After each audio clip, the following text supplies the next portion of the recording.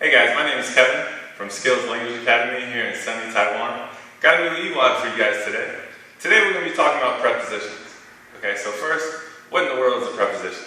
Prepositions are all those little small words that give you English students a really difficult time because they don't always translate into a concrete meaning. All right? You kind of have to use them in conjunction with other words.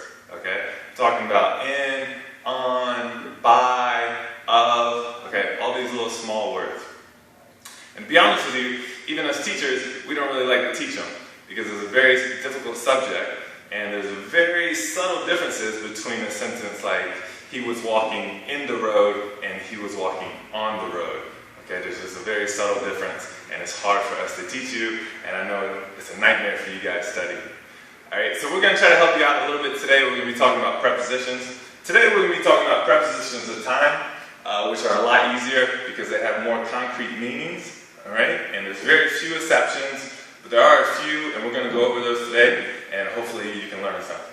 Alright, so let's just go ahead and get started. The first preposition of time we're going to be talking about today is on. Okay, so when do we use on? We're going to use on for days. Alright, days of the week. On Monday, on Tuesday, on Wednesday. Okay?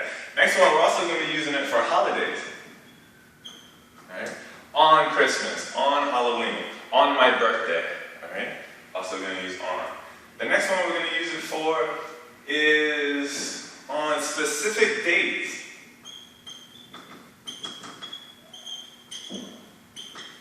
Okay? So for example, I was born on March 27th, 1983. Right.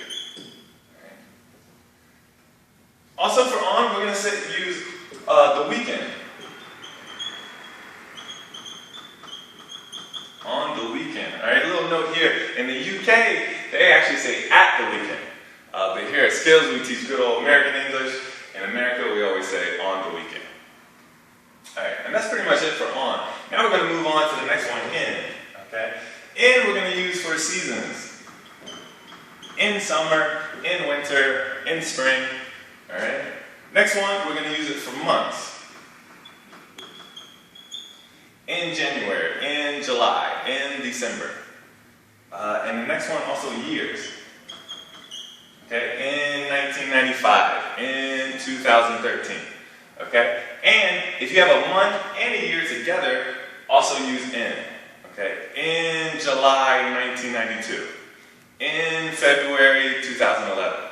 Okay? But as soon as we stick a day in there, then we have to use on. Okay? So one more time, if it's a month or a year or both, we're going to use in. As soon as we put the day in there, we're going to use on. Alright? In. Also, what I like to call non-specific times.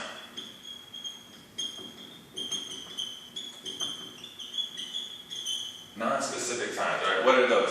I'm talking about in the morning, in the afternoon, in the evening, okay? And because English is a crazy language, the one exception is going to be at night. It's a non-specific time, and we always say at night, okay? So again, in the morning, in the afternoon, in the evening, but then at night. Okay, and that's pretty much it for in. At is pretty easy. Don't forget at night. We also use it for specific times.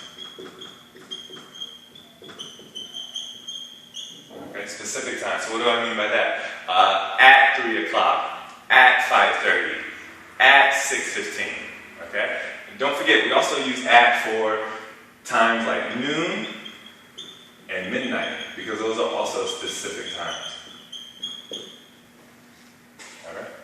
And that's pretty much it for prepositions of the time. Okay, so now for you guys' homework, what I want you to do, at the bottom in the comments, I want you to make one sentence, preposition of time using on, one sentence with in, and one sentence with at. Okay, and if I like the comment, that means it's all good. If there's some mistakes, I'll correct them as well. Alright? So I'll catch you next time. Once again, this is Kevin from Skills. Thanks for watching.